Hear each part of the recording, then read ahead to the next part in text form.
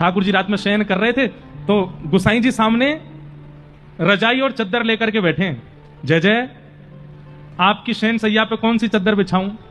श्रीनाथ जी कह रहे जयवाली नहीं, दूसरी नकारो। अच्छा जयवारी ना, जयवारी बनी बोवारी। बोवारी नहीं, नहीं बोवारी नहीं, जयवारी। सब रे पूरे गर्भगृह में चद्दर ही चद्दर पड़ी हैं। गुसाई जी कह रहे कौन सी? इनमें तो बढ़िया ना लग रही, दूसरी बनवा जी, बढ़िया ना है। अरे जय जय, या वारी बिछा दूं, जो नहीं बन के आई। बोला हाँ या लगाए दो। वो लगा देंगे, फिर वापस जाकर एक देर जैसे पौड़ेंगे, फिर थोड़ी देर बाद जे तो चुप रही है मुंह।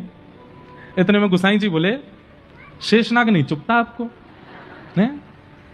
वो अखंड विष जिसके कंठ में विद्यमान है, उसके ऊपर आप एक हाथ की तकिया, तकिया भी नहीं है, हाथ की तकिया लगाते हो। वहां तो चद्दर नहीं, वहां तो गद्दा नहीं, शेषनाग पे पड़ते हो, वो नहीं चुपता आपको। वैसे आपको इतना सुख देखना, और गरुड़ पर बैठ करके जब आप पूरे ब्रह्मांड में घूमते हो तब आपको कोई पीड़ा नहीं होती। ठाकुर जी नाराज हो गए। ठाकुर जी बोले पहले तो मुझे बताओ, तुम मुझको लाला मानो कि परमात्मा मानो? गुसाई जी बोले तुम्हें लाला मानो, तो लाला मानोगे तो फिर लाला के जैसे नखरा करूंगा, और तुम पहले ही बताए तो परमात्मा मानोगे तो फिर परमात्मा के भाव से सेवा कराऊंगा। मैं तो तुम्हारी इच्छा से चल रहा हूं, मेरी इच्छा ना है। कोई चद्दर बिछाए तो मैं तो सब पे सो जाऊंगा, लेकिन आपने मुंह को लाला कहो है, या हमारे में लाला के भाव से जैसे लाला इच्छा प्रकट करे वैसी इच्छा अपनों जान के प्रकट कर रहा हूं। गुसाई जी के नेत्र सजल है, बोले जय जय क्षमा कर दो, अपराध है क्यों? अब बता तो दो कौन सी चद्दर पे सोओगे?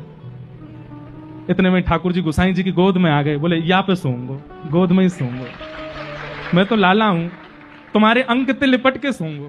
गुसाई जी के नेत्र सजल हो गए, अंक में भर लिया श्री जी बाबा को।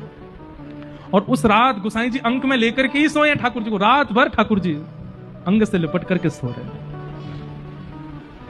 ऐसा सुख गुसाई जी को श्री ठाकुर जी देते हैं।